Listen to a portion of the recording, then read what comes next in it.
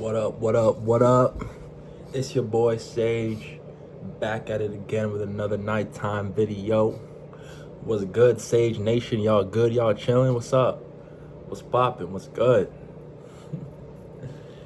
Yeah, we out here, I just got off a shift, and yeah, I'm tired as fuck. I gotta be up again early as fuck in the morning to go to Ajax, Ontario, which is like 3 hours away, but we good.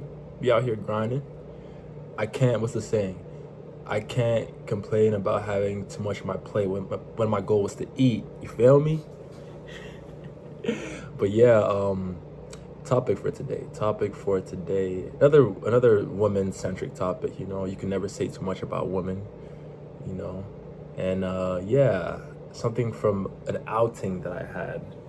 I think it was 2 days ago, and I remember there was something going around on the internet a little while back about women and having group leaders, and how they said, oh, when you start talking to a guy and you find out that he's not the group leader, crazy.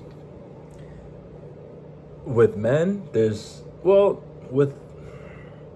with lesser evolved men, they do tend to have a pecking order in their friend groups. But when it's a group of actual men in a friend group, everyone contributes with their own. Everyone brings their own special thing to the group. There's no like he's the group leader. It's more like he's good at this, he's good at that, right? But that just goes to say having a group leader is more common in female friend groups, because female friend groups are less about what they can do as a collective and more about who has the most power and influence in the friend group as a female. And most times, well, let me not say that.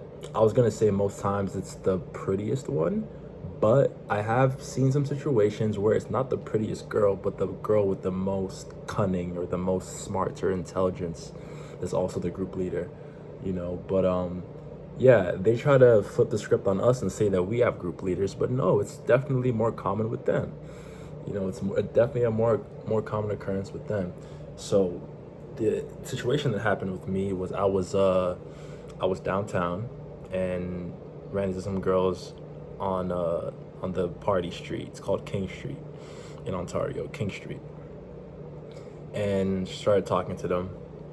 And the first two girls were like talking up the group leader, like, oh yeah, like, oh, are you sure you're good enough for her? Are you sure you're good enough for her? This and that. And I was like, whatever. I was just like, I mean, why? What's so special about her? And they're like, ah, that is Karina you're talking about. And they're all getting into my face and shit. I was like, look at y'all clowns.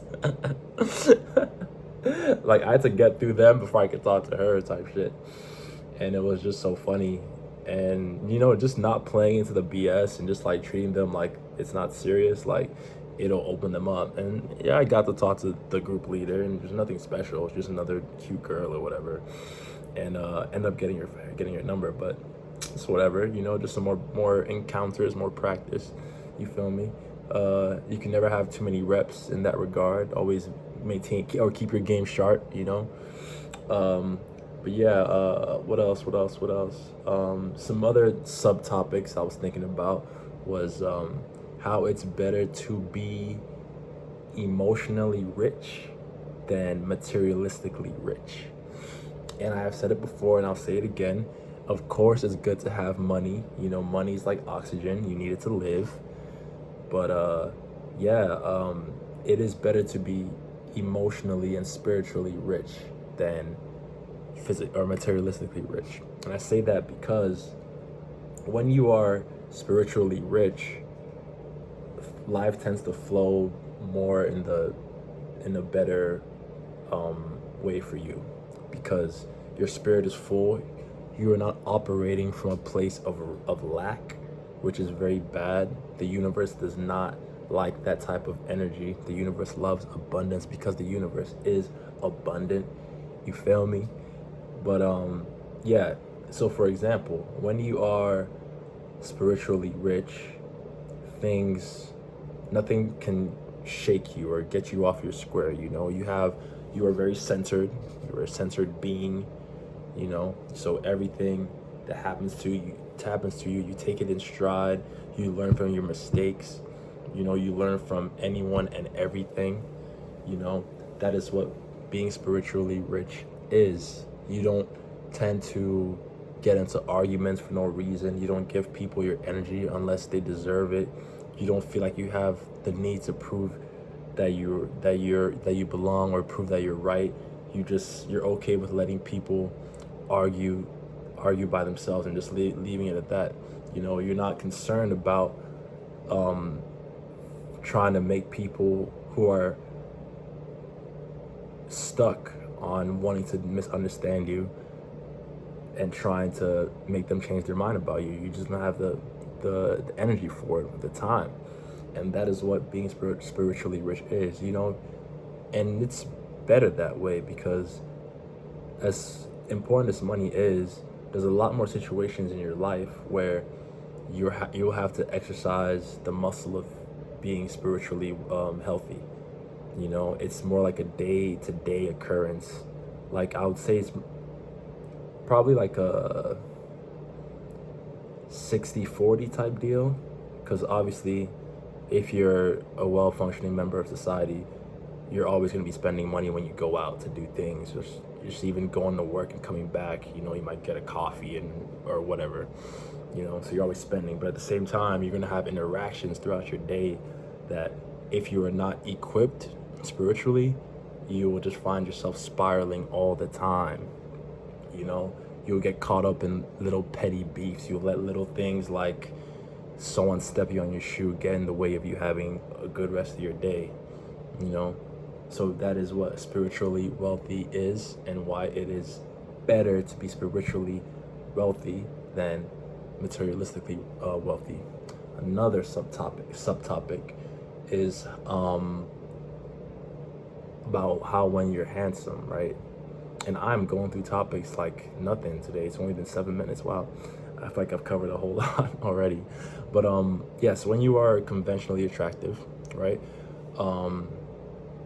One thing, well, when you're in high school and grade school and whatnot, this doesn't apply as much. But when you're in the real world and all that, you gotta understand that the way that women are looking at you as a conventionally attractive man, the way that they're categorizing you. So off rip, they think that you are an attractive loser. That is it. They think that you are an attractive loser. They would bet their money that all he has is his looks. And it's messed up that they think that way. But, that comes from a place of truth. There's a lot of attractive losers out there. Guys who hang their hat on their God-given blessing of being aesthetically pleasing, And yeah, it goes back to this theory that I just coined like earlier today, called was it the Santa Claus theory or Santa Claus syndrome, where everyone, but women especially, have been let down so much in their life when they had high hopes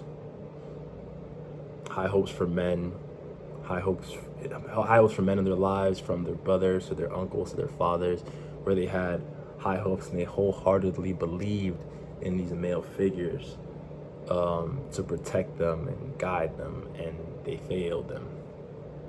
And so when you are the type of being or individual who is striving to be better all the time, you are a rare commodity. So they will try to confirm that what they've been through is true, and that you are just like the rest of them who have come in their lives and left them worse for wear, right? So you gotta realize they're looking at you like, I don't believe it. He's too good to be true.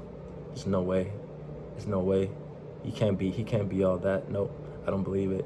And they will do some of the most messed up things to you, trying to, trying to figure out where's the button I can press to make him show his true colors. Because I don't believe it, and it's like that's why it's called the Santa Claus syndrome, because it's like once you're a kid and that veil gets lifted that Santa Claus isn't real, you start questioning everything. You're like, Santa Claus isn't real. The tooth fairy isn't real.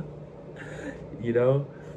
And so yeah, the Santa Claus theory, and to add on to that, when they view in the grown-up world, when they view men, it's like when the Terminator would look at his target, right?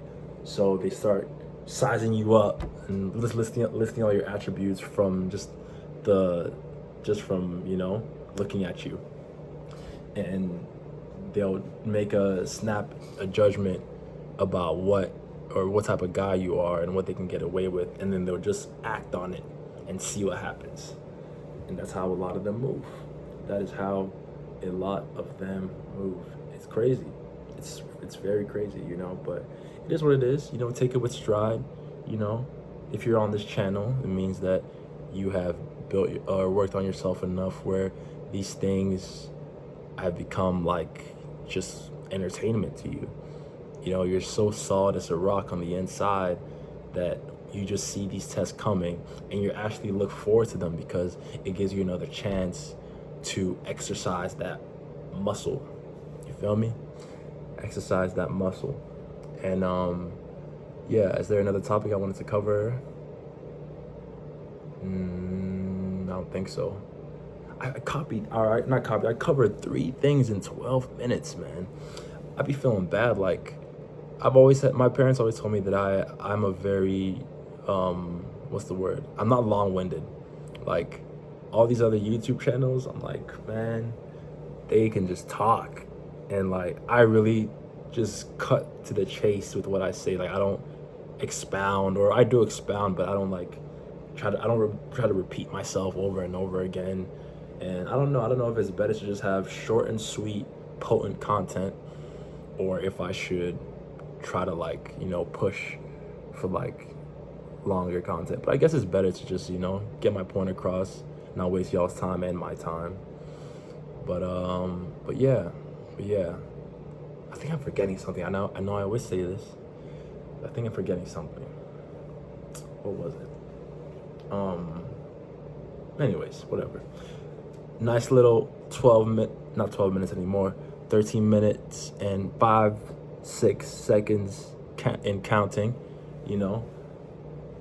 Peace out, Sage Nation. Y'all have a good one. Stay blessed.